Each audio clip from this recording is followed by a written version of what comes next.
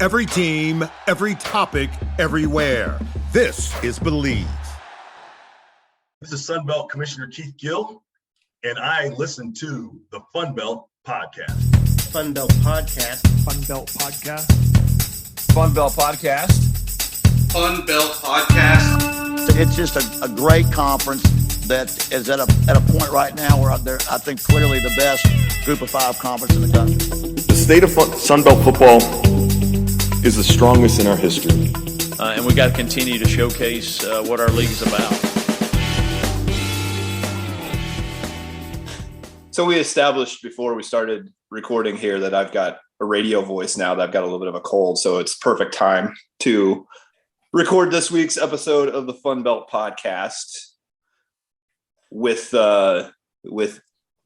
Dusty Thibodeaux and Jeremy Harper. I'm Shane Mettlen. I hate doing these intros, but we've got a ton to talk about today, don't we, guys? It's in the air.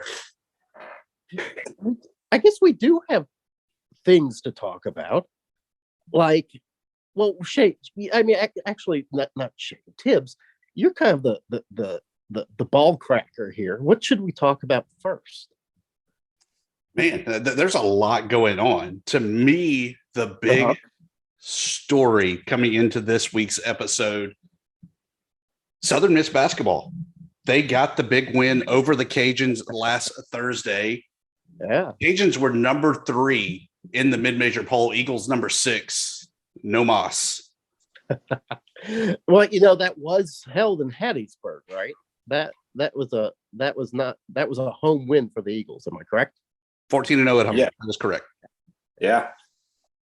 Well, I'll go ahead and brag. I said it when they got Neftali Alvarez back. I said all of a sudden I went from thinking it's going to be a really, really tight race to thinking Southern Miss might win by a game or two, which right now they got a 2-game lead. And I don't see them losing more than one more before it's all said and done. I may have just jinxed them, but I think they're in a really good spot to have that number 1 seed. Shane Mettlen with the Daily News Record jinx on Southern Miss, yes, and their quest to be the number 1 team coming out of the Sun Belt. But you know, it looks to me like there are a couple teams out there, not Louisiana and Southern Miss notwithstanding, they're kind of surging. The Dukes being one of those teams, kind of not necessarily blowing out opponents, at sometimes looking like they could be like struggling a little bit, but they've come away with kind of a streak. Yeah, they've played well. They've finished up their road set. I mean, they don't have any more road games, which I think is pretty big coming down for the last 2 weeks. They got to play them all at home. And they went 6-3 on the road, which is pretty darn good in this conference. Yeah. I saw a graphic on the Twitters. Yeah. Bragging about that their success on the road. So let me ask you this, Thibs. Have the Warhawks kind of come back to earth?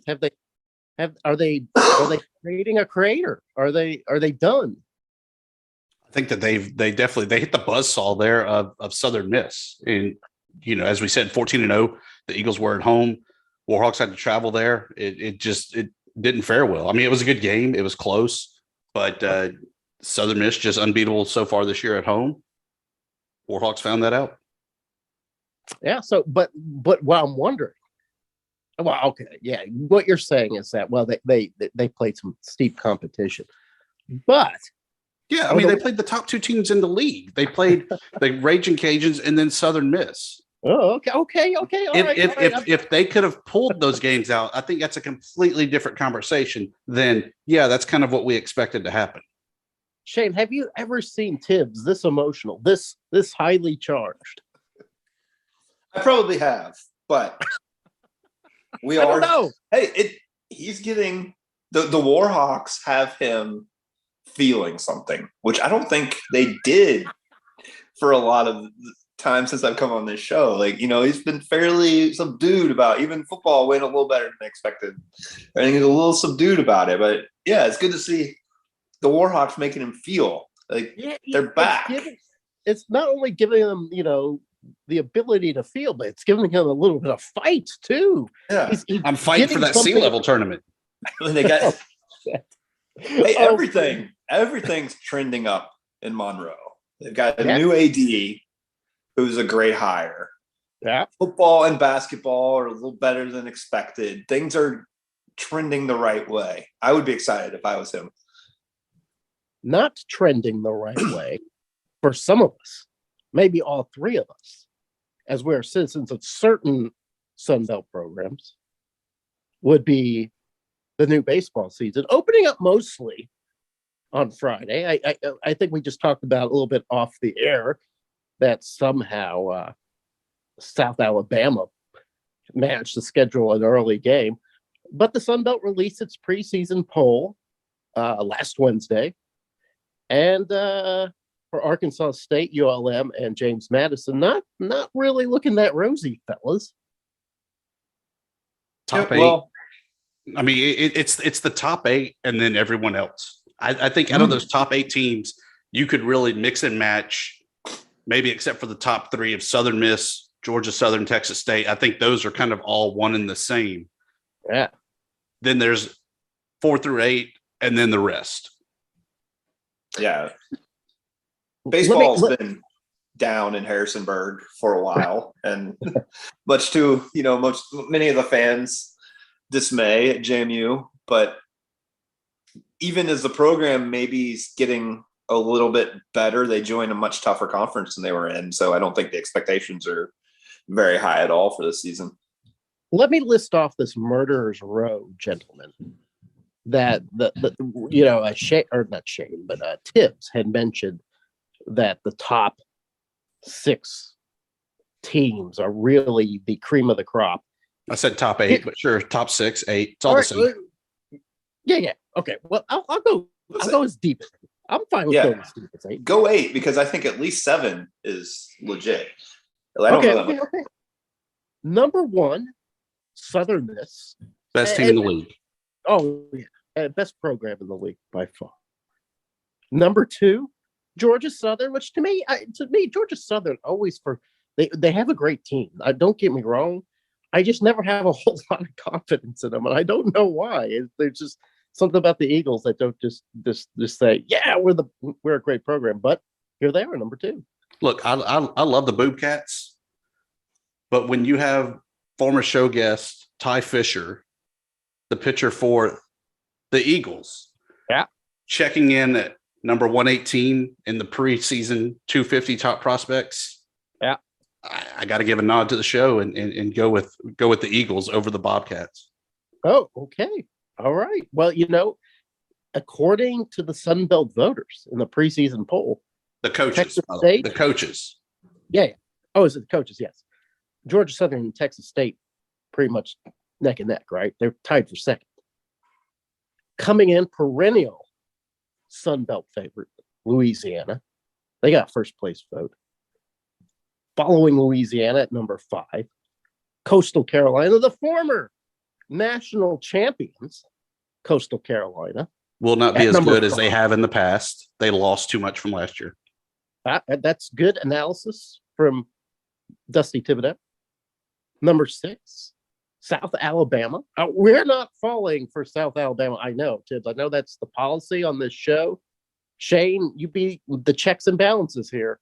We're not going to go goo-goo over South Alabama, but I will say that South Alabama has sported some really good teams in the past. And here they are, just trying to, stay in the same league with these other teams. That's kind of surprising. Following South Alabama is another newcomer to the show, Old Dominion. Sleeper team. Sleeper teams. Yep. That's a really good program. Oh, all right. Well, you've heard it here first on the FunBelt podcast. Shane and Tibbs agree. Old Dominion, a sleeper in the Sunbelt. And then we promised 8 that we would say there was 8 dominating programs. Shane says that there's probably just 7. But here comes Troy at 8th. Another sleeper team. You think a sleeper team, that Troy is a sleeper team. I think that they have the bats to compete. I don't know about their pitching, but they'll definitely put up some runs. Okay. But now you get away from the 8. And you have a collection of teams that are going to be struggling. Yeah, Georgia State, which I always am a little surprised, them being with so much talent around them. You would think that they'd field a better team. James Madison, Shane already expressed his woes about the program. The Warhawks, you know what? Maybe the Warhawks are going to kind of pull from the same, pot of luck as the basketball team and to some degree the football team. Maybe they're not as bad as 11th. Appalachian State and Marshall are 12 and 13th, and then Arkansas State rounds it out at the very bottom, putting out a possibility, my friends, that Arkansas State finishes this season last in baseball, women's basketball, men's basketball, and football. Are we supposed to applaud to that, Jeremy? I mean, did you get what's the opposite of the Boobas Cup? The Booby Cup? There you go. That could be an official FunBelt podcast award. Just maybe the Booby Cup. No, maybe it is the Booby Cup, but we would have to give that to Texas State every year, so that there'd be some confusion, I think. So anyway, I don't know if you guys are looking forward to baseball season. I am looking forward to seeing these top 8 teams dusted up. I am looking forward to that. I'm not necessarily looking forward to Red Wolves baseball, although all right. Have you guys watched a movie called The Sand-A-Lot? Never seen it. I have seen it. Yeah. I hate The Sandlot, but people love The Sandlot, especially kind of younger people who remember the movie when they were kids, and they kind of have this idea that it was a masterpiece. It's not a masterpiece. Shay, I don't know what you think of this movie. I can't stand it.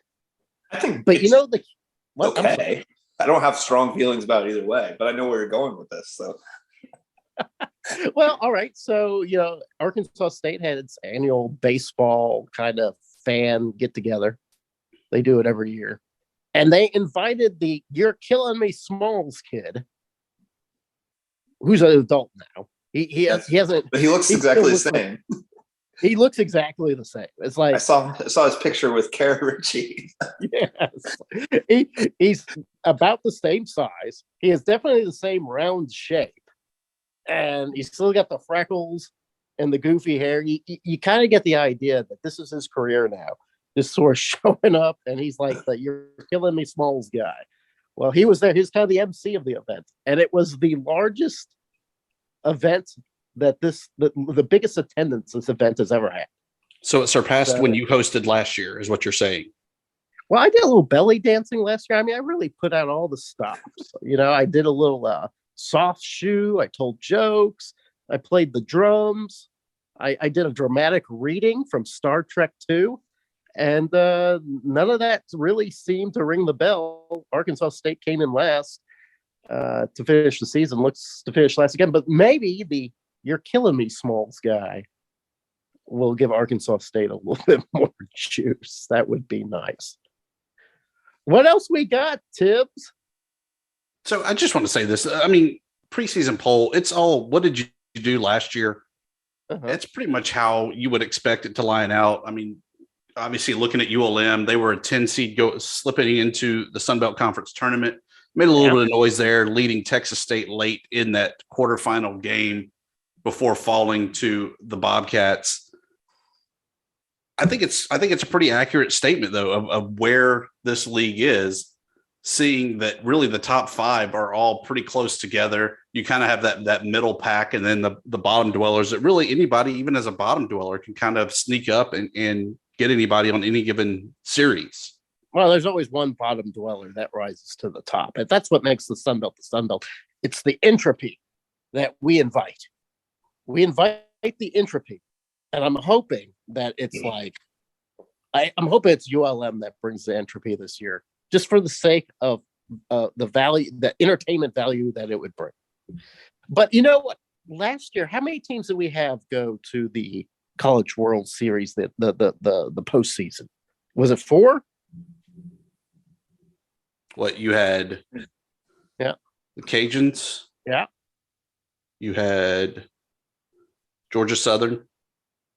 Yeah, and Coastal? Texas State And Coastal.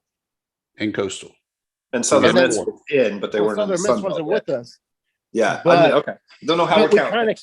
we kind of counted them, as sort of a de facto Sun Belt team. We could be doing this on a routine basis now. The Sun Belt really could be a premium baseball league. Yeah, I think ODU was were they one of the last 4 out last year too? Old Miss That's bumped them. right. Old That Miss is bumped right. them. I thought they had gotten robbed. I had forgotten about that. Yeah. The Monarchs. But you know, it's hard to make that argument that they deserve to be in when the team that bumped them wins it all. Oh, I'm not saying that at all. I'm just saying that's 6 legit contenders for the NCAA tournament based on last year. And I could see 3 of those hosting. Yeah. Wow. That would be something. That would be something good. Like, when is that going to happen for basketball, guys? When are we going to get more than one bid out of basketball? It's coming. I mean, yeah, I'm honestly, I wrote about this last summer. And I think they're a year, maybe 2 years ahead of schedule as far as like getting those multiple teams into the top 100 this year. Having some decent wins within conference play. If they can keep that up and build off of that for next year, they're closer. They're not. It's definitely not a multi-bid league yet, but it's so much closer than it was last year. Thibs, have you noticed that Shane has 2 gears when it comes to basketball? One is this sort of amazing optimism that makes you truly believe that Sunbelt basketball could someday be a respectable power in college basketball. And his second gear is just insulting Appalachian State. Yeah, he definitely hates the Mountaineers. And I think that all of the Twitterverse sees that and knows that. I feel like as much as we're working on new intros to the show, we need a disclaimer, I guess, kind of like at the beginning of South Park, how they, talk about how this doesn't necessarily reflect the views of everyone involved with the show and all that. Absolutely. That we need one of those for Shane. Yeah, and just to protect you and me, Thibs, because we don't want to be part of that vitriol. We don't want to be part of the violence that's coming down from the hills. I mean, Shane, my God, you may be able to afford a security detail, but I think it's the state of North Carolina, to be honest, because what I've gotten from App State fans, like, it's a little ribbing, but it's nothing compared to what I was hearing from UNC Wilmington fans when I was still covering the CAA. So maybe it's just I don't know. I have a hard time when I go south of the border, I guess. All right, here's the headline I'm hearing: that Appalachian State fans are wusses compared to NC Wilmington. Yes. Did you hear that, Thibs? That's what I heard. I heard that he hates the Hawks since they're the Seahawks and then the Warhawks. He hates the Hawks too. No, I've got nothing against the Warhawks. You know that. I know, you just pat us on the head saying that's cute. No, I honestly, I mean everything I said. Turn in the right So direction. you do hate App State. Quit hating on App State, Shane. App State is one of my favorite places to go. Oh, okay. All right. A little damage control. That's probably pretty smart. I respect that. So as great as baseball is, we know that basketball is on the upswing. We all know that the Sunbelt softball is where it's at. And the Raging Cajuns, that's the premier team in the league. They surrendered 1 run all weekend. Jesus. Sam Landry kicks off the season, 13 Ks out of the 15 batters she strikes to throw a no-hitter to start off the season. I mean, I hate to say it, but if the Cajuns lose a game, it's like the end of the world, because, I mean, when you're on cloud 9 of cloud 9, there's nowhere to go but down. Damn. That is a sizzling hot introduction to Sunbelt softball, Thibs. Cajuns one of 3 undefeated teams after the first weekend. joining Coastal Carolina and Southern Miss. Oh, Marshall 3-1. mm-hmm. Georgia Southern, James Madison winless. Arkansas State canceled Christmas. They don't even have a program. No, hey, but neither is Old Dominion. So we're finally not alone in the Sun Belt for just not having a softball program. I've been told for the last 10 years that the softball program's on its way. So I'm sure it's just a moment or two. Is this where you give your annual plug of Red Wolf Bowling, by the way? By the way, Red Wolves Bowling came in second and the Sunshine State Tournament. So, they're rolling through the season pretty soon. I think. I see.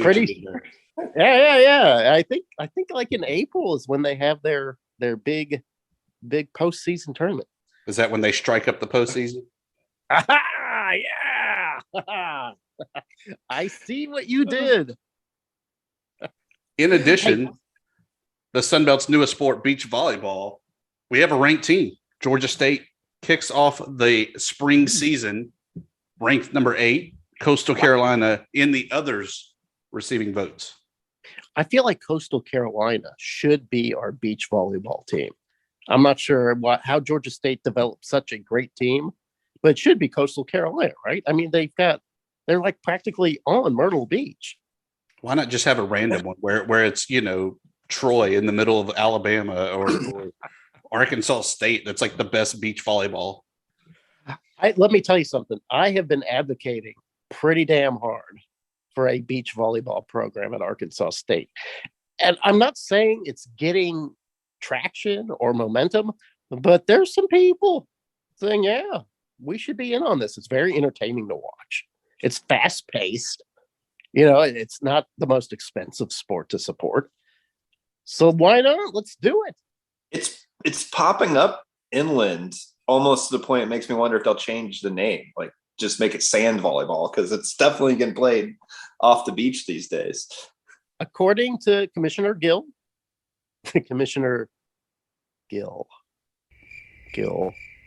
Yeah. What's his first name? Keith.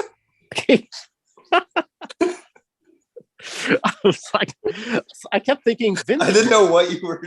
Vince Gill. Yes, Vince Gill is the commissioner of the Sun Belt, Jeremy. But according to Commissioner Gill, beach volleyball, damn you, Shane, is the fastest growing NCAA sport. So why not take advantage? Got to get on that. The Warhawks have a team, right? Got to join. You have a team, though, right? The Warhawks have a team. Of course. We were one of the first to get beach volleyball. And Jimmy Mads. Does Jimmy Mads have a team? They don't.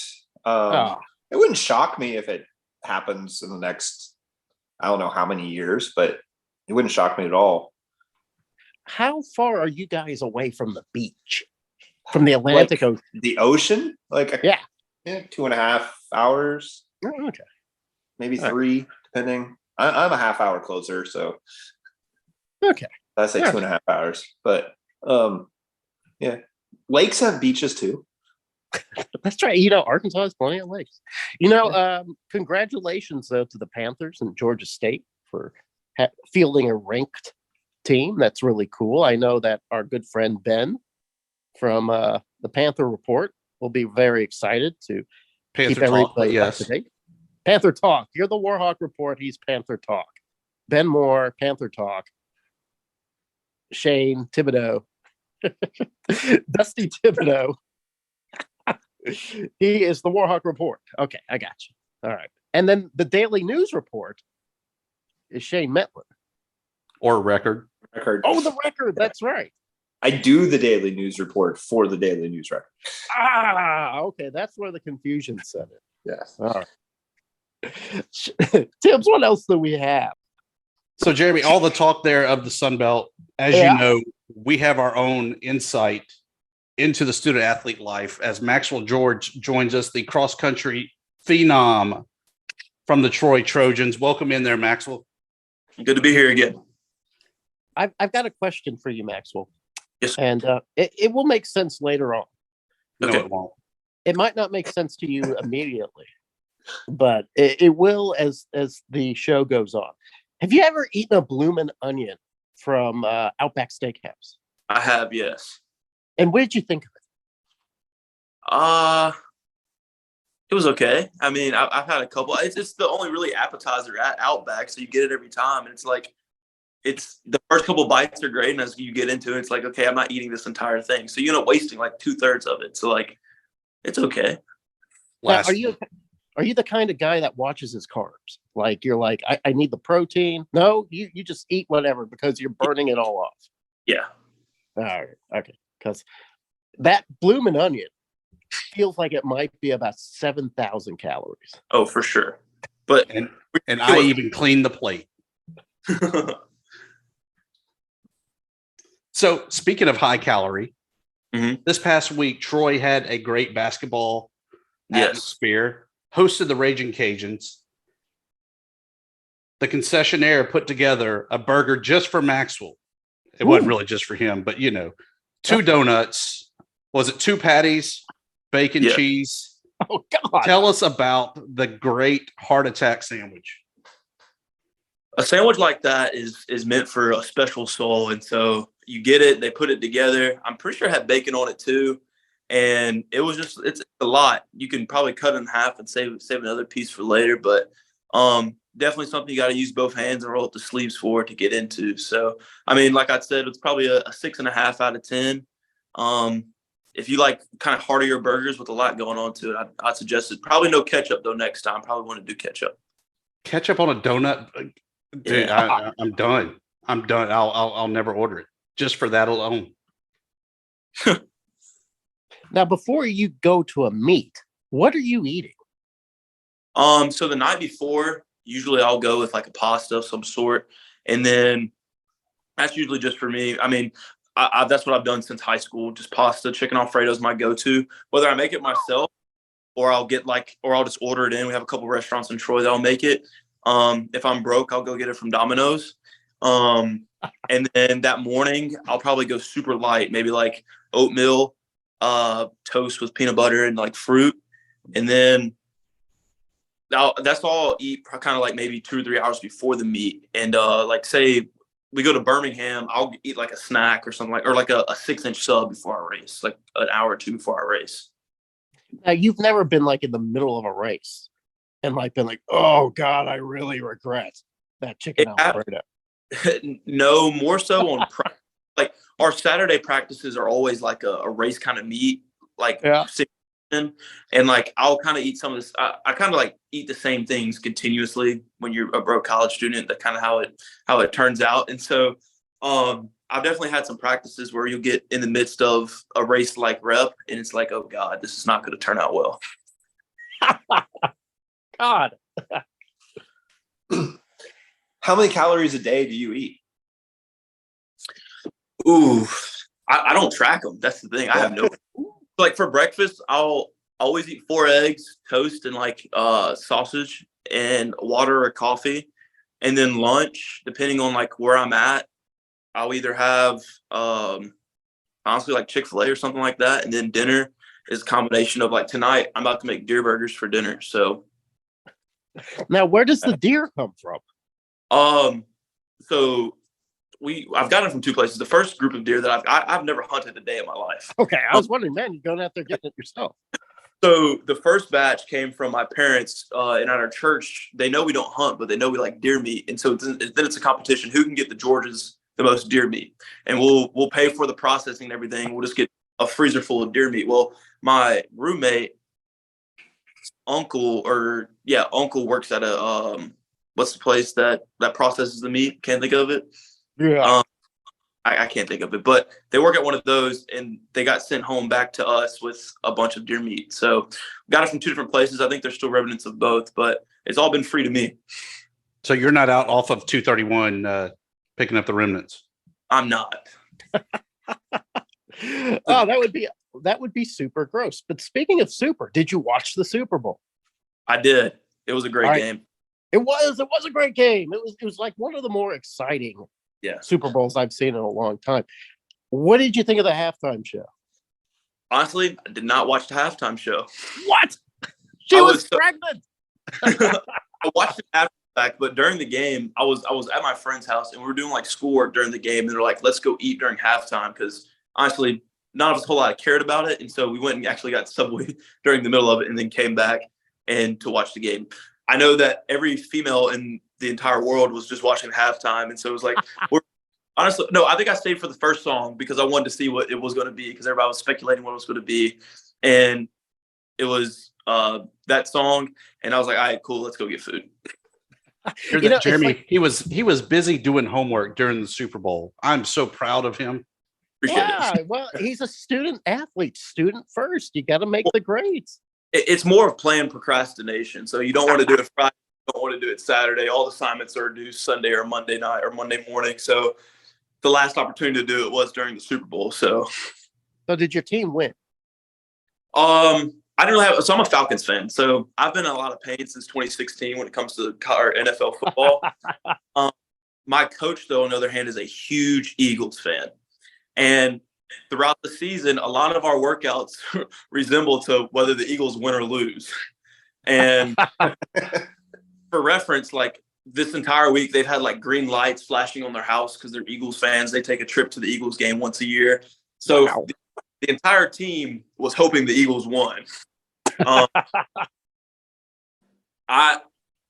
Being from Alabama, obviously Jalen Hurts that connection. I really want the Eagles to win, but I kind of had a feeling like the Chiefs are going to find a way, and as we all saw, they did. Absolutely, it was a fun game. I didn't really have a skin in that game either, but I always root for a good Super Bowl because there's nothing worse than a lousy Super Bowl. And that was a good one. Like the national championship game. I was just hoping for a good game, and then I look away 1 second, turn back, and Georgia's up by 50. Yeah. That's no fun unless you're a diehard Georgia fan. It was no fun to watch. Guys, we have any more questions for our I keep wanting to call him our intern, but he's not. He's our he's our insider. I have nothing, but we now know to pay him in Domino's gift cards. Actually, you do need to tell us what the best restaurant in Troy is. So I'm running into a problem being here for 4 years that we're not like in a city like Atlanta or not in a city like Mobile that there's ample of options to eat. We have like the same like 10 to 12 places. And so I automatically eliminate a couple places off my list for regular eating. And that's Crystal's and Arby's. We'll never eat there. And Burger King. We'll never eat there. So that leaves me. Oh man. That leaves me like 9 other places. I'm a huge Chick-fil-A guy. I love Chick-fil-A. But if we're talking about like restaurants, I've become very. It's hard to say because I'm broke a lot, so I can't go to B Gray's all the time, which is like the restaurant in Troy. And so that's like with like a lot. It's like date night kind of place. That's where people are going. Like tonight, that place is slammed. There's Half Shell. That's really good.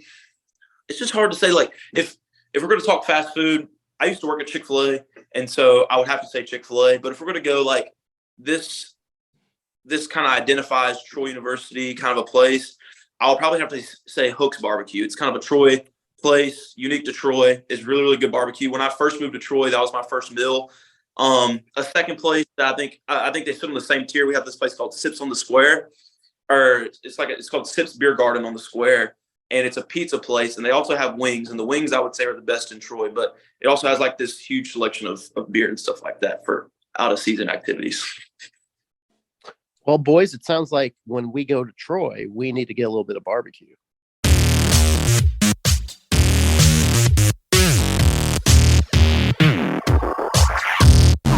Jeremy, as you know, always looking at the Sunbelt Conference, but we like getting a different perspective. And the next guy, he's internet famous. I mean, he was the Bloomin' Onion at the Outback Bowl. Obviously, Outback Bowl is not around anymore, so he's got some time on his hands.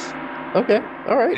And that is the infamous celebrity hot tub. Ryan Nanni joins us. Welcome in there, Ryan, to the FunBelt podcast. Thank you. It's always nice to be called infamous because I don't feel very infamous in my day-to-day. So whenever I can get that label, it's like, all right, yeah, I'm a little dangerous now. Not true, but it's nice to feel that way. So you got to tell us about that. Because, I mean, I definitely think that that's the most recent famous thing you've done there is how did you become the Bloomin' Onion at the Outback? It is definitely the thing I get asked about the most, and the thing that probably the most people who are just like friends of my parents are aware of, which I'm sure they're thrilled about. The short version is I was watching the year before I was the Bloomin' Onion. Florida was in the Outback Bowl. I was watching the game with my wife. I saw the mascots, the Bloomin' Onion and the coconut shrimp. And I looked at the Bloomin' Onion and I turned to my wife and I said, I'm going to do that next year. And she said, that's the stupidest thing I've ever heard. And I hope you do. And then I just harassed Outback Steakhouse's Twitter account for like 6 months. And finally they like reached out to me and they were like, okay, please stop. We will let you do this for a limited duration at the game. And that's how I rung in the new year of, I think that was 5 years ago now. I think that was 2018, if memory serves. So yeah. I like that they framed it as for a limited duration. Yes, I was only for so originally when they reached out, they were like, look, we'd love to like have you do something, but they framed it as though this was like some sort of internal reward for like hard workers within Outback corporate or something, which I don't know if that's true. I'm not going to say it's wrong, but it feels a little bit like a cop out. And then they compromised and said, we'll let you do it for 1 quarter. And I will tell you, the costume is heavy enough and cumbersome enough that like I was good with 1 quarter. That was fun. That was just enough time for me. Would you have done it though? Wait. Let me be clear on this though. Please dig in before Thibs penetrates with more insight. Okay. They were framing it as this is kind of an employee of the month gig. More or less. You were taking away some poor yes. employee's moment of glory. Yes, that is correct. That is correct. And I didn't like push real hard on that, but that is how it was initially framed to me. Yes. So never bitch, Jeremy, when they put your picture up on the wall again. Yeah, I've been employee of the month for 3 months straight at FunBelt podcast, and I don't. Mostly because I refuse to have my picture taken. But Ryan, if they would have reached out to you and said, "All right, you can't be the onion, you got to be the shrimp," would you have done it still? Yeah, I would have done that. I mean, the shrimp costume is not as fun. It's smaller. It doesn't have like the width to it. You also, if you're the shrimp, you are for the Big Ten team. The onion is for the SEC team, and that was more fun to me personally. But yeah, I would if they had said shrimp or nothing, I would have. I mean, I'm not a fool. I would have done the shrimp. Are you now offering up cameos or autographed pictures of you in the onion outfit? I do. There is a picture. There is a picture in my house of me in the onion outfit. And for a while, my oldest, when she was a couple years ago, when she was a bit younger, she'd look at it and she'd be like, "Why are you in that pineapple?" I'd be like, "It's not. Again, it's a very unhealthy way to eat an onion." Okay. I had my first Bloomin' Onion just a month ago, guys. What do you think? Well, it looks like a horror show. Correct. It looks like an alien egg and something's going to come out of it. Correct. Man, it's tremendously good. I ate that whole thing. You ate a whole Bloomin' Onion? I was sharing it with my mother-in-law. Okay. I think she got 2 grabs at it. I had the rest. It was so damn good. It is tasty. It is nutritionally horrifying. Like, I gained 16 pounds as soon as I. Did they give you the gold card so you get one free now every visit or something? No, nothing. Like it's a while after that, I was meeting up with some old work friends. And they were like, "Let's go to Outback so we can like brag about this." And they got there and they showed the server the picture of me, and the server could not have been less impressed. The server was like, "I really just need your order. I really don't care what dumb shit this guy has done in his spare time." No reaction whatsoever. Waiters are hardworking people. They don't want to have I get it. Well, we're glad that it impressed us. I mean, thank you. We love it, so we definitely we appreciate the celebrity stopping by the small FunBelt podcast there. But as we talk about Sunbelt Conference, you talked about you're not familiar with kind of the ins and outs of the league. So what do you see from this league in the G5 as you kind of look from the outside looking in? So this could all be totally wrong. I'm going to preface it with that. That's true. All right. Pretty much any podcast I do, including my own. So you'll fit in real well here. Fantastic. I think the Sun Belt right now, as college football continues to sort of change drastically, I think it was just yesterday that it came out that the Pac-12 is meeting with San Diego State and SMU to possibly be new members. Great, cool, whatever. I appreciate that the Sun Belt, in its recent additions and in sort of what feels like its approach writ large, is not trying to spread itself too thin in a very literal way. I appreciate that, like, there is some geographic coherence to the thing. It's still, it's still a big conference in that it goes from, the Carolinas to Texas, and Virginia, and, it's not small, but I appreciate that they are not going the route that the G5 in other cases has done, and power conferences are starting to do this too, where it's sort of like, okay, well, can we go get Boise State? Can we go get Utah State or something like that? Like, I think there is something very smart and very accessible about the Sun Belt saying, like, no, we're going to, the name is going to mean something.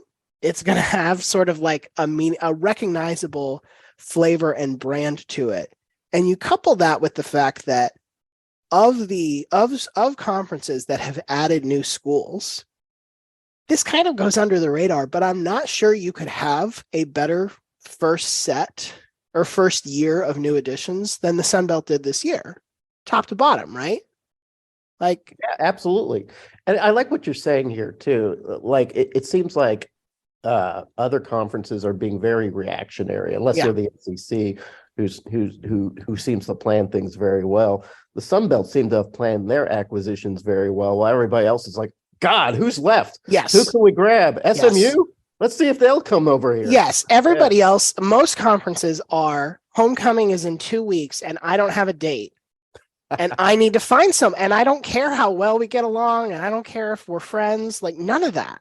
It's this grab. But the Sun Belt, maybe it's just like a little bit of good luck, but it doesn't feel as frenetic. I don't know. Is that right? Is that roughly accurate in your view? Yeah, I mean, because I've been around from day one of the Sun Belt when it comes to football. Yeah. It was tough to generate any kind of interest or excitement when you had Utah State, you had New Mexico State. I loved Idaho and I love the Kibbe Dome, so I was definitely excited about that. Yep. But when you're Troy, do you really care about Utah State? Right. No, not in the least bit. But I agree with Wright Waters at the time having to kind of get whoever was willing to take that leap of faith to get it started. And then from there, you can kind of let it shift out, let it build, and let it bloom into what it has become. And I think that Keith Gill and the administrators of the Sun Belt have done a phenomenal job of really building the regional rivalries, the regional interest. I do hate that they did have to boot out 2 schools that were non-football playing schools, but I get it because football is what drives the conference and all of athletics forward.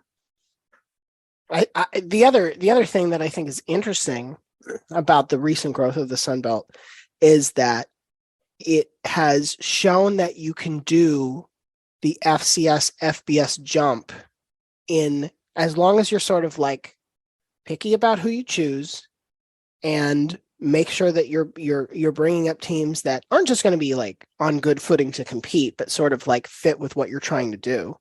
Coastal Carolina is a really good example. JMU, obviously had a great first year, and for NCAA reasons didn't get to have as much fun potentially as they could have. I think that is an interesting example that I'm curious if other G5 programs will look at and sort of say, like, is that a thing we should be paying more attention to? Because I do think there is appetite for accomplished, like, let's take this as one example. I don't know if North Dakota State actually wants to jump. I don't think they do. But I'm curious, did the Big 12 talk to them?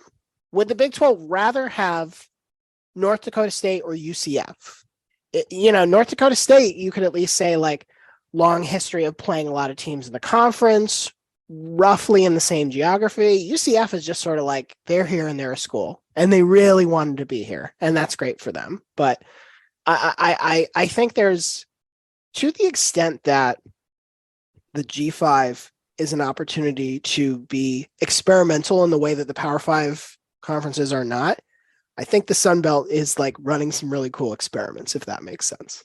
Yeah, and in some ways, I feel like the Sun Belt took advantage of that FCS moment in a way that I don't know if others have. I think they've seen it. I don't know if they've completely understand how it works. Like, I feel like CUSA, they've added like Sam Houston State and was it Thibs? Who else have they added? Jacksonville, Even if Austin, Jacksonville State. Yeah.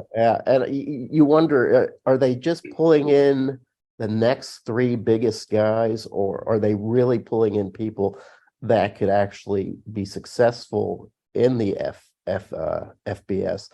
But I was wondering, what did you think about it? And have you thought about it at all, those CUSA acquisitions? It's I haven't. Yeah. I mean, to the extent I've thought about it, I'm like, oh right, that's where Rich Rod is. Yeah, good for him, sneaking his way back in FBS in like a very unexpected way. Yeah, Conference USA, broadly speaking, I'm a little concerned for them writ large. Like I feel less confident that there is a real strong plan in place there, in part because I think these are the schools where there's not enough like consistent momentum within the member institutions for a variety of reasons. Like FIU, for one example, like this is a school where in very recent, what was this, 2 years ago, Butch Davis is basically calling them out and being like, they're too cheap to run a football program. That's a big that's a very big problem, especially when you, like, if you're going to bring somebody like Butch Davis in, who's obviously had a lot of success in college football, had a little turn in the NFL, et cetera, and then he's going to do that to you publicly. That's not great. UAB's history with the state of Alabama is complicated at best, but at least like they seem to be showing a little bit of momentum. FAU is like kind of a home for wayward boys in some respects. North Texas has sort of kept existing in this, like, we hate our coach, we love our coach, whatever. There is less of clear momentum, I think, in Conference USA as it stands. And so on the one hand, it's like maybe that is a good opportunity for the FCS schools to come in and make some noise. On the other hand, I'm like, I think what you want to avoid as a G5 conference is that thing where it's like, oh, it's just a bunch of 5-win teams. Mm-hmm. It's a bunch of teams that beat up on each other because nobody's clearly dominant. They don't win their non-conference games. And we hope that, like, by hook or by crook, we can get a couple into bowl eligibility and just go from there, because you just never bubble up to above the surface. And I think ultimately that's what, whether it's the American, whether it's, the remnants of the Big East back in the day, the Mountain West at certain points, I think to be successful as a non-power conference, you do need to have some moments where you are garnering national attention. We were talking off air about just kind of the coaches that are in the Sun Belt Conference, and you mentioned, Rich Rod, former OC at ULM, Terry Bowden, now head coach at ULM, Butch Davis at Arkansas State. What do you know about these guys? And do you feel that the Sun Belt has kind of evolved and they're beyond that? Oh, we have Terry Bowden, it's a shame that he's in his latter years, or do you feel that this is still a good enough league or a name brand league to attract, oh my God, we have Butch Davis, we have Terry Bowden in the league? That's a really interesting question. I think, Terry and Butch are two examples of, it feels like those were super retready moves just because of like how long they had been either away from head coaching or how long they had been away from successful head coaching. But I think that says a little bit more maybe about the programs than it does about the conference. I don't know. I don't totally know there. I think, what is inevitably interesting about successful G5 conferences is that they end up getting poached. Like, I'm a Florida fan, so I'm perfectly aware of how this works vis-a-vis Louisiana.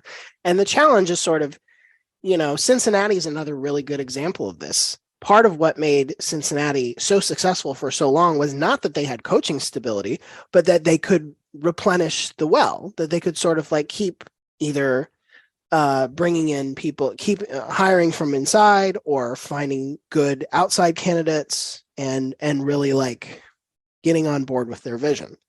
Coastal losing Jamie Chadwell is going to be interesting. Like, Tim Beck is not necessarily a name that inspires a lot of confidence from a lot of people who love college football, but if it works, it won't matter.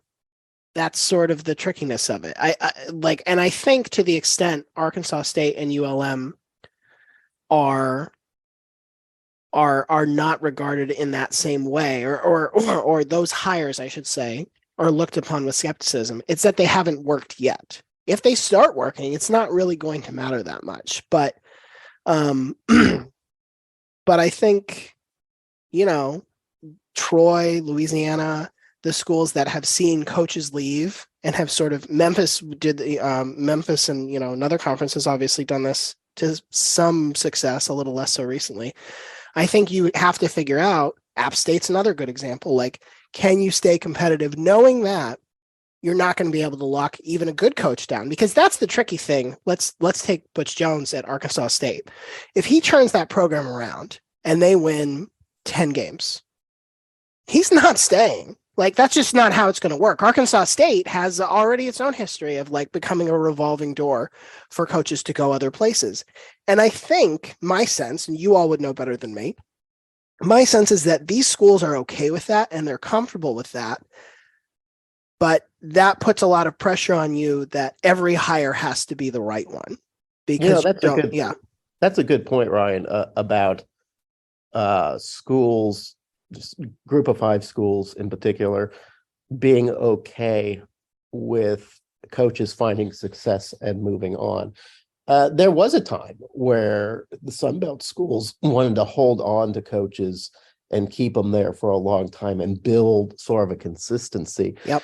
I think Arkansas State sort of proved that what you really wanted was to have attention drawn to you by the success, and you're willing to go ahead and take a little bit of attrition if it meant that there was still some mojo through.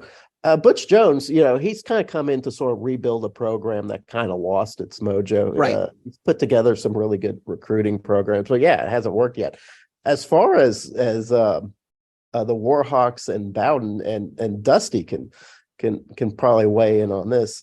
It's been kind of an amusing time with him. He seems to be have given the Warhawks at least a little bit of juice.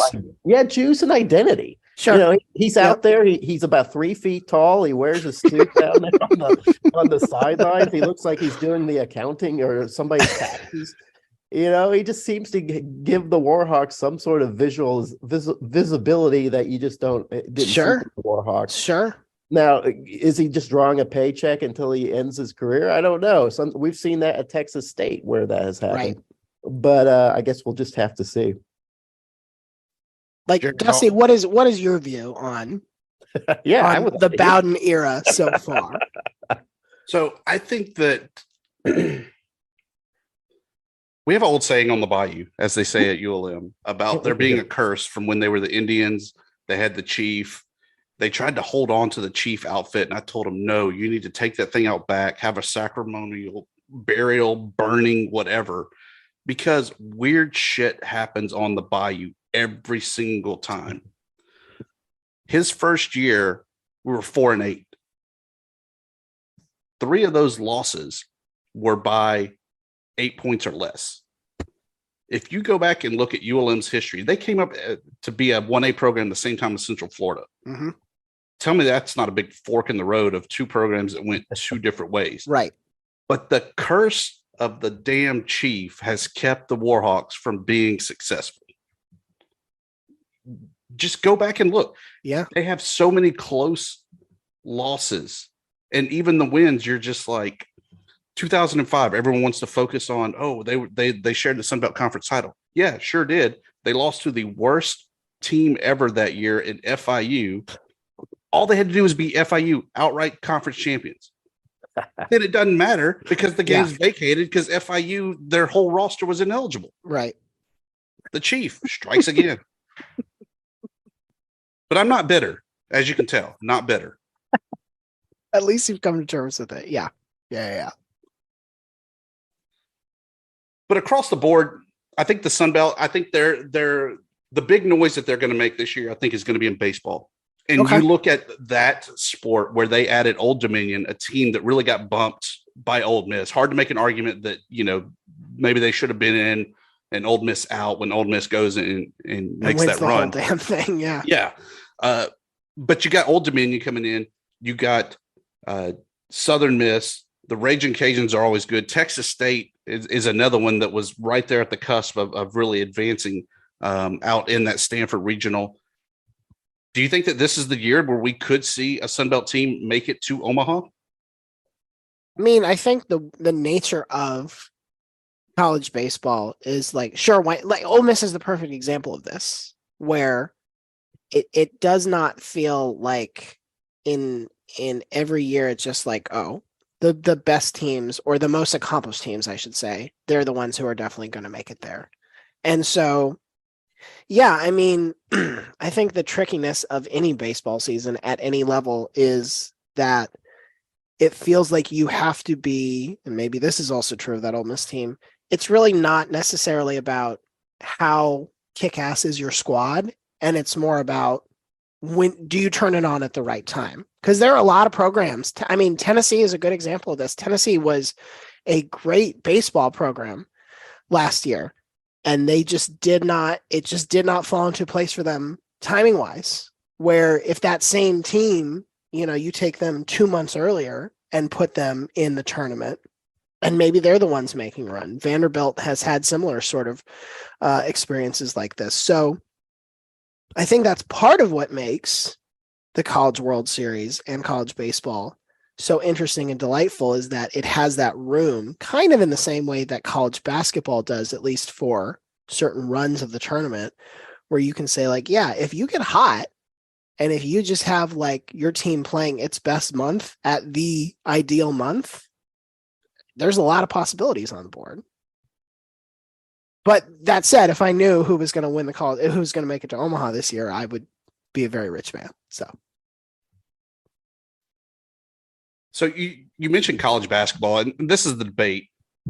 Jeremy and Shane always make fun of me. I love the C-level tournaments. Okay.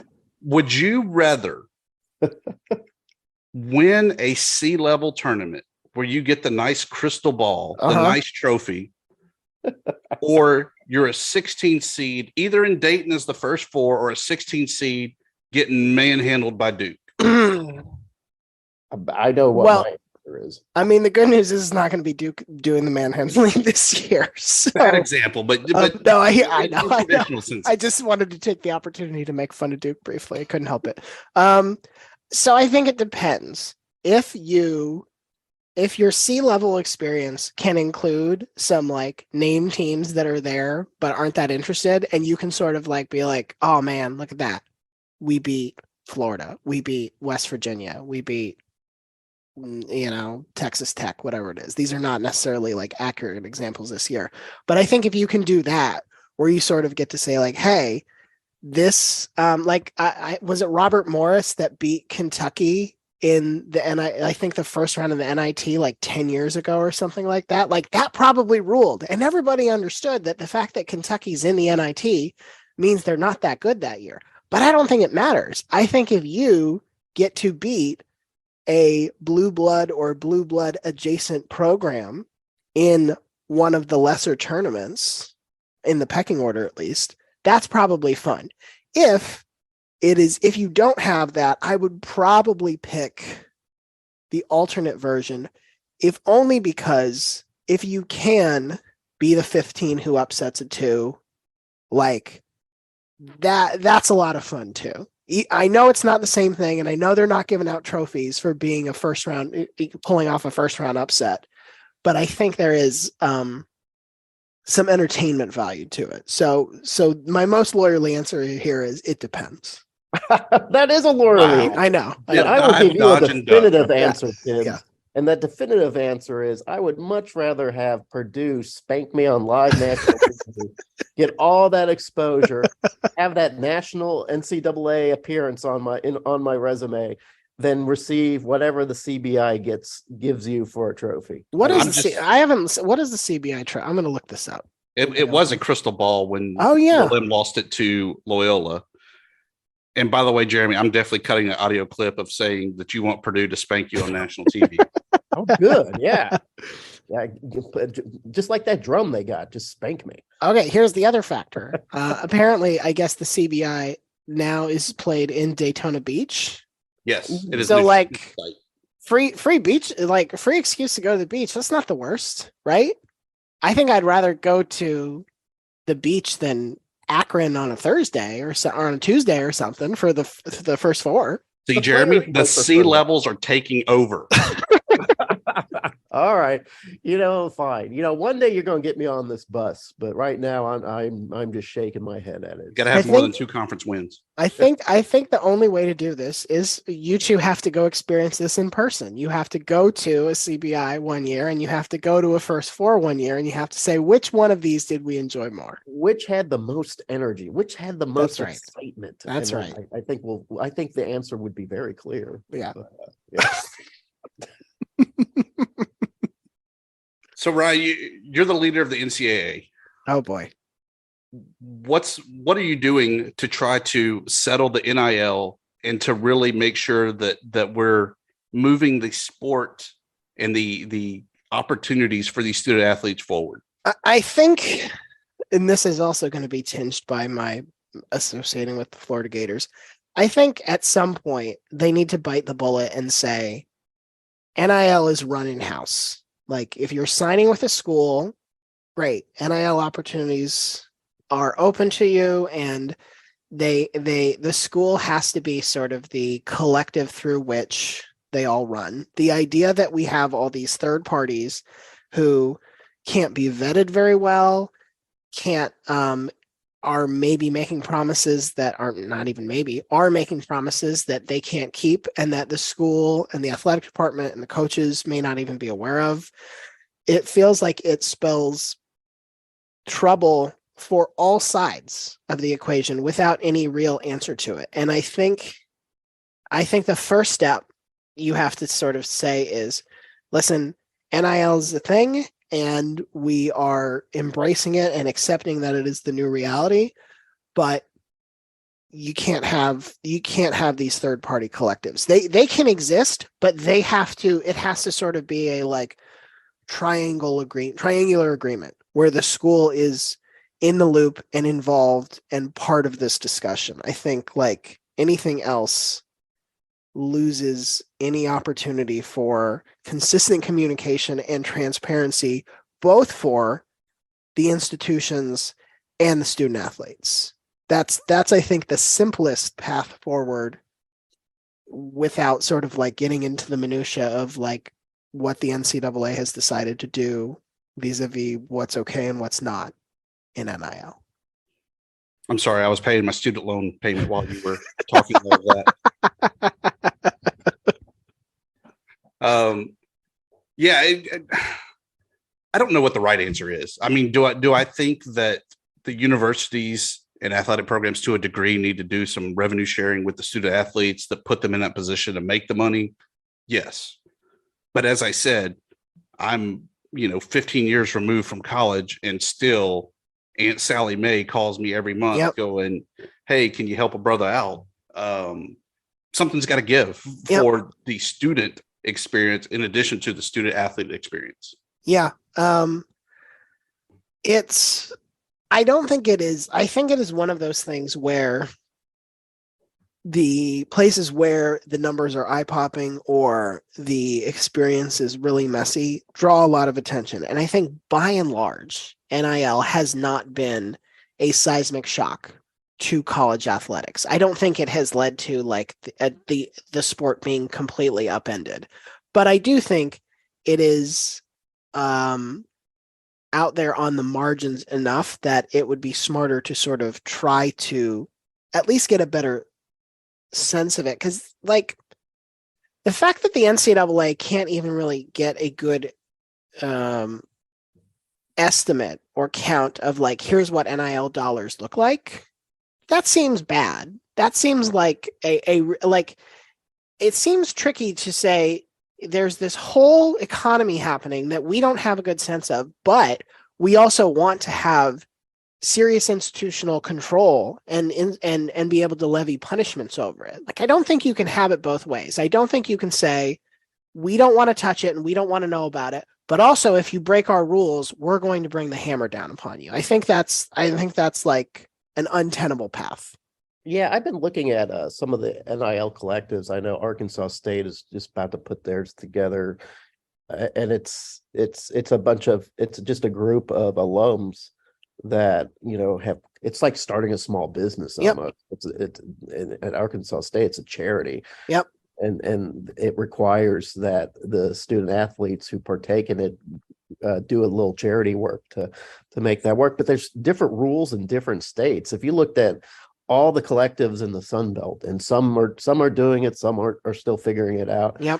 It's different rules. It's a wild west, just a landscape of gray areas and uncharted territory. And that's what's kind of amusing to me, is that there's not a template that programs can follow and say, okay, this is what we have to do. It seems like a strong NCAA back in the 80s and 90s would have been had that under their thumb. Now it's just sort of like this weird free enterprise. And I guess that shifts to, I don't know if that's good for everyone or just good for well-heeled programs. Well, I think the trickiness is that, I always try to remember that the NCAA is really just the member institutions. It's not an independent body. It doesn't have it only does when they make changes, it is because the member institutions say yes, we bless this and want this to happen. But I think what a lot of the challenge of the association has become in the last 10 to 20 years, let's say, is that the gap between the richest school in FBS and the poorest school has widened drastically. Yep. The gap between FBS and FCS has widened drastically. You talk about how, we going back to retaining coaches. Retaining coaches used to be an easier proposition in theory because you didn't stand to make necessarily a wildly different portion of money going from G5 to P5. And now it is. Now it's sort of like I can make $8 million more a year. And those, I remember when I think Steve Spurrier was the first coach to break the $1 million mark, and that was like a big deal. And now it's like making $1 million. Making that. Yes, exactly. Yes. Clemson, I think Clemson a couple years ago had both coordinators making over $2 million. So the fact that we have one association that has to be responsible for all of this and has to set rules for everyone makes it inherently tricky, because how do you say, here are the NIL rules, they apply to Arkansas State and Texas? How do you do that? Those are two wildly different things.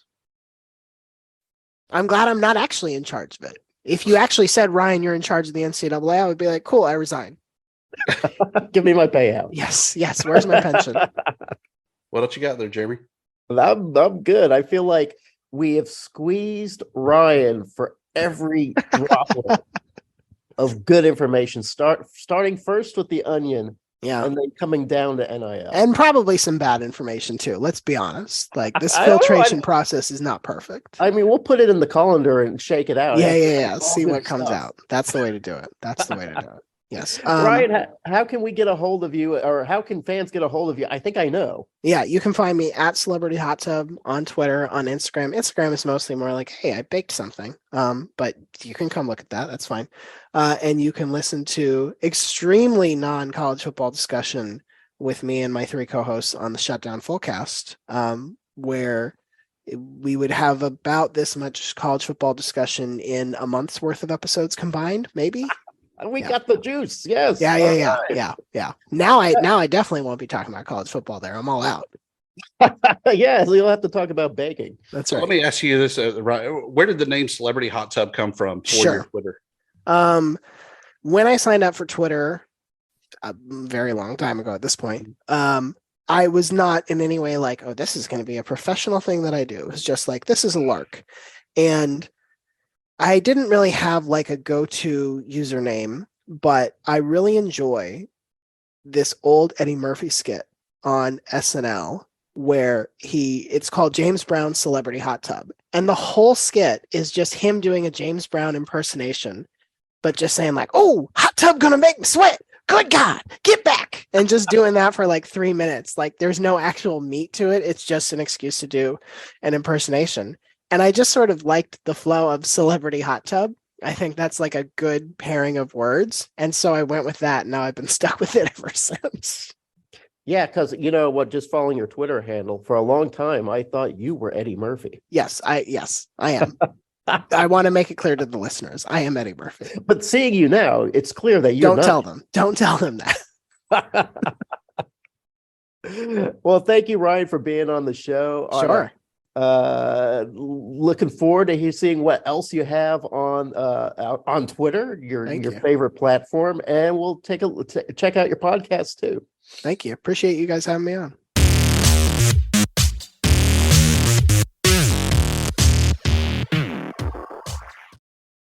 There you go, Jeremy. Your dream is true that you now got to talk to the Celebrity Hot Tub. You know, I was looking through his Twitter feed, and one of his goals is to be on as many podcasts as possible. I wonder if that's why he agreed to be on our podcast, just to add it to another notch in his bedpost. So you're saying we're like a Make-A-Wish or something, that we're helping him with his dreams? I think we're more like, like sort of the skank on the side is what we're more like, like I'm sure he's doing like really cool podcasts. And we're just, we're just a ham and egger. We're just, out there spreading the news of the Sun Belt before a limited circle of people. And it's just kind of crazy to get a star like Celebrity Hot Tub on this show. Don't you think? Didn't you feel the celebrity vibe? He's Twitter verified. Isn't that big? Well, nowadays you just pay for that, right? But yeah, even before you paid for it, he was Twitter verified. Shane, ever been verified? I have not. I've tried to go through the process, and then I end up quitting like halfway through because I don't have everything they're asking for. Yeah, I went through the process, Shane, and got rejected. It was like, you're not worth verifying. So, F you, Twitter. That's what I said. I will be a Twitter for the people. I think one time I was trying to upload my driver's license and it kept stalling on me, and I was just like, this is not worth it. Well, now's the time of the show, Shane and Thibs. And Thibs, I'm kind of stepping on your moment because you invented this, but I'm going to try to give it a shot. It's plugs, promos, and parting shots. Am I right? Did I get it? I'm so proud of you for finally getting something right. I'm going to then you should be the first to go for plugs, promos, and parting shots. Yeah, I got nothing. I'm just kidding. My parting shot. How great was the Tubi commercial for the Super Bowl, where it was them coming back from a commercial, and then you see the menu pop up. They select, I think it was Mr. and Mrs. Smith, and start playing the movie to make people just freak out that somebody had the remote, turned off the game, and turned on a movie in the middle of it. Absolutely. My son and his brohams all got fooled by that. They were like, "Who pressed the remote? Oh my god!" And then they're like, "Oh, it's a commercial." But yeah, that was pretty good. Yeah. All right, now, Tibbs, are you a guy who kind of likes watching the commercials for the Super Bowl? I didn't watch any of the Super Bowl, so not this year.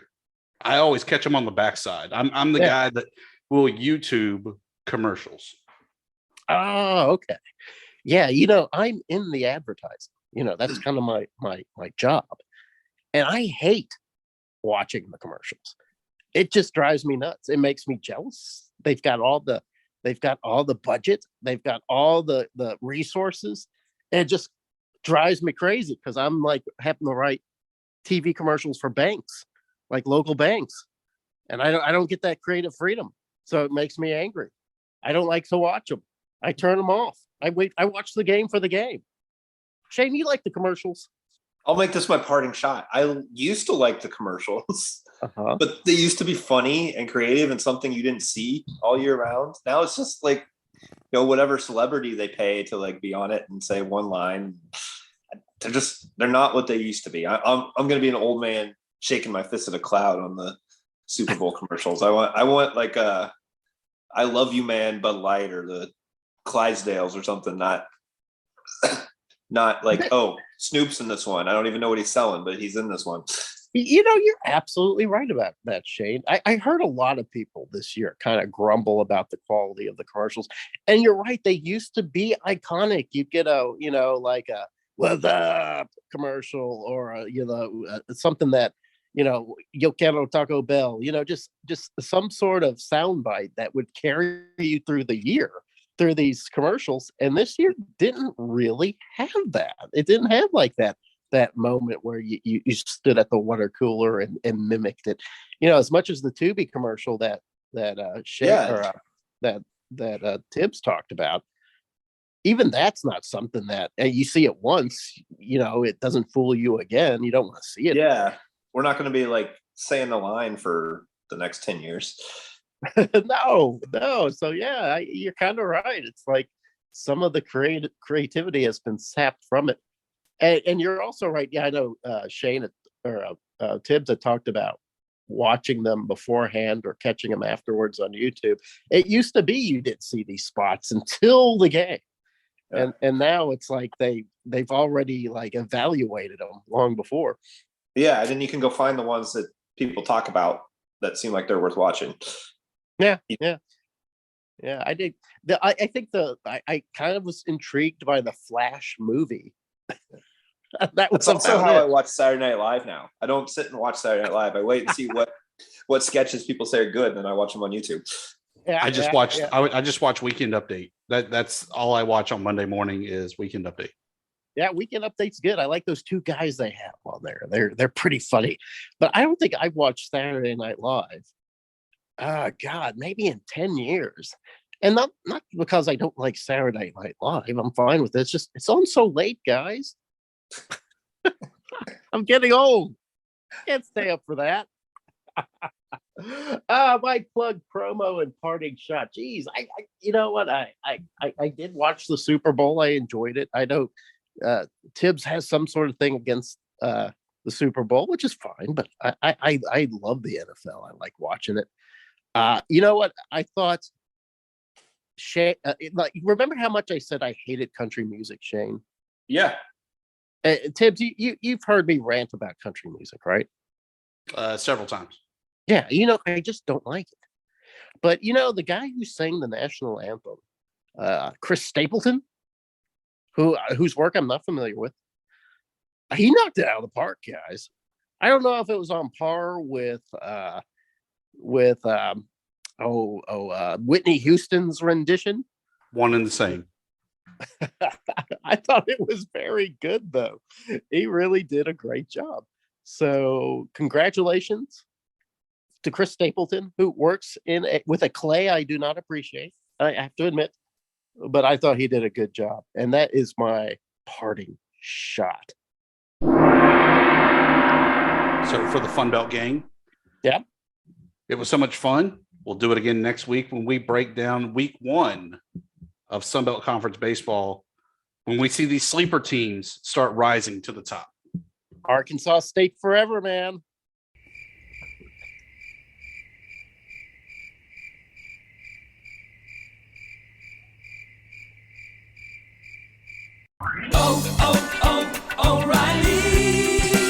Shop Superstart Premium, Extreme, or Platinum batteries at O'Reilly Auto Parts and get up to a $15 gift card after rebate. O-Reward members can also get a $5 reward with their battery purchase. For power, performance, and reliability, choose Superstart. Only at O'Reilly Auto Parts.